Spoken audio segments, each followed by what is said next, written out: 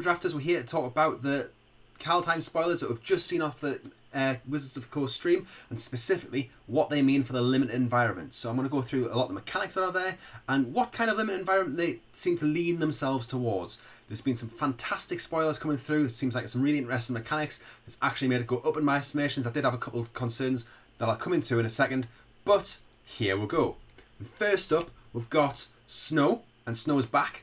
It was something that was suspected for a little while, but we've had it officially confirmed that it is going to be in the set. And for those who don't know, we have different types of basic lands that come in packs, and you're going to have one snow land in each of the packs. Not necessarily one of these, but we'll come back to that in a second.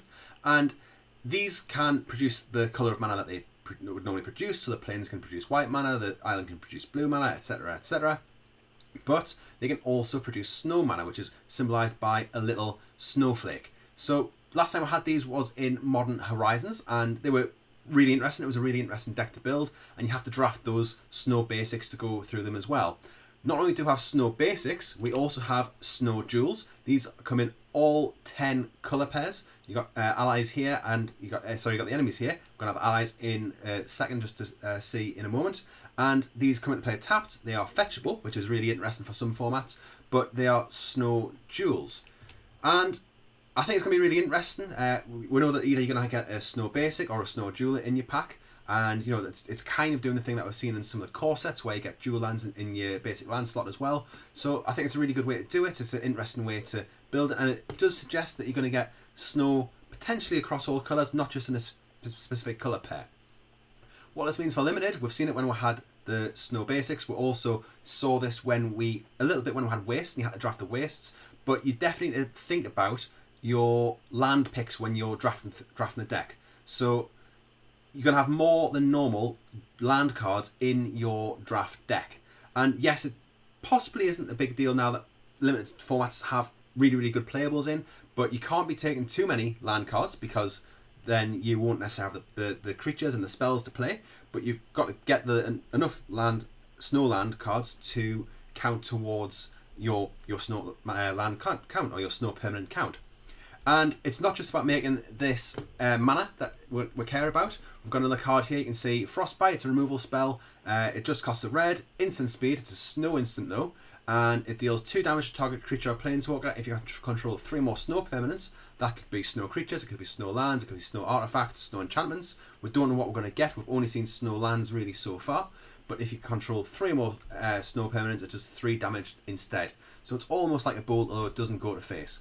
And really good way to build this removal spell. It's a 1 mana, 3 damage spell in the right deck, which seems really, really good, playable throughout the game, and scales really well. Early game, it's a shock to a creature or a planeswalker, and late game it does 3 damage, so it's more of a lightning bolt. So really, really good way to build it, and you say this is common, really good, cheap removal in red. The next thing we're going to get is another return mechanic in Sagas, and these seem to only be in gold. So first time I've ever had gold Sagas, which is really cool, but these seem to be mainly in gold, and you've got 2 of them here. You've got Binding of the Old Gods, 2 black, green, destroy target land permanent is the first chapter, then search your library for a forest card. No, not just a basic forest, you can get your snow forest, or you can get one of those jewels potentially as well.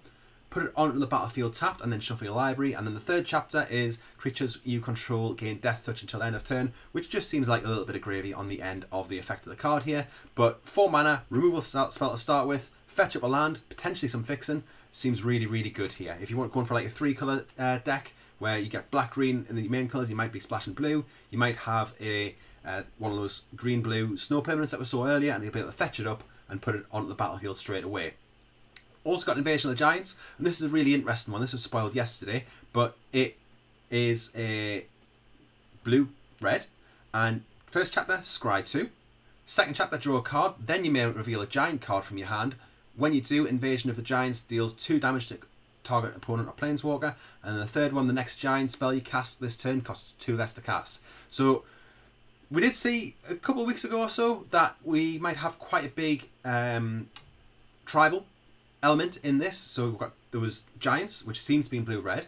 There was green-black elves. There was red-white dwarves, and there was some other things as well. And that seemed to be the way that we were going with the tribes, and I thought, oh, we've got another tribal set coming straight off of Zendikar Rising, which was also quite a tribal set. I'm not sure I'm quite into that, but I haven't seen a huge amount of tribal stuff today coming through, so I think that is actually positive. I really like tribal in Limited, but I think going from one standard tribal set to another one, to potentially another one in the summer, was going to be a little bit too much. So I'm pleased to see that the tribal seems to be a small effect on here, but one that we will be seeing nonetheless. And I think that's probably the right way to go about it at the moment. Next up, we have a new mechanic called Fortel. And this is a little bit like Morph. The difference is you're not going to get a creature. You Fortel and you put it face down in a Fortel zone. Well, it's exiled really, but in the Fortel area, a bit like when you had an adventure, but it goes face down. And it just costs 2, and it means later on you can cast it for its Fortel cost. So here you got Behold the Multiverse. It's 4 mana, scry 2 and draw 2 cards. Instant speed, that's your kind of typical 4 mana, draw 2, instant speed card in blue. But you can Fortel it, you can pay 2 and you can put it face down. And later on, at instant speed as well, you can cast it for its Fortel cost for 1 blue, and that seems really powerful. It goes along with what Wizards seems to be doing about trying to smooth out the curve, giving you something to do at all points on the curve. Maybe you draw your opening hand, it doesn't have any 2s in, but you've got these Fortel cards and you can play that for 2 instead. And often they seem to be, pretty equal on the mana cost. So you're paying 2 and that's saving 2 mana. But there's been a couple which have been spoiled which have slightly different mana costs, and it'll be interesting to see, do you Fortel it? Do you not? Do you play something else? Or something like that. So really interesting. We might even see some things which work with Fortel. So, when you Fortel, then you get an effect, and I think that would be really interesting as well. Probably a bit of a slow mechanic, but who knows? You might be able to really get some really good savings on effects and spells. So I'm interested to see where we go with this mechanic.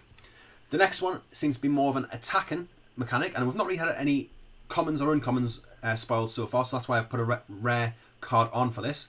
But we have Boast, and Boast is when this attacks, at any point you can play the Boast cost. You can only do it once for each Boast creature, but it's got an effect that you do. Here you can see it's a tutor. We have seen an unofficial spoiler which does something else, but this is definitely seen to be an attacking mechanic. I don't know what colours it's going to be in, but it's for those more aggressive decks, for those aggressive fans out there. I know who you Boros people are, and I'm giving you a shout out now. You better know who you are. Finally, we have Phyrexians. I mean, we kind of knew this was coming, but it's here. It's got its own creature type. We've got Vorinclex. It's all we've seen so far. We don't know if there's any other Phyrexians, but I would be surprised if there was nothing and absolutely no support here. But I'm excited to see it. I'm excited to play with it, and I'm excited to see where we go as well. Thanks for watching. I hope you've enjoyed the video. I'm excited to be playing Limited now. I was really worried at first before when we thought it might just be another tribal set.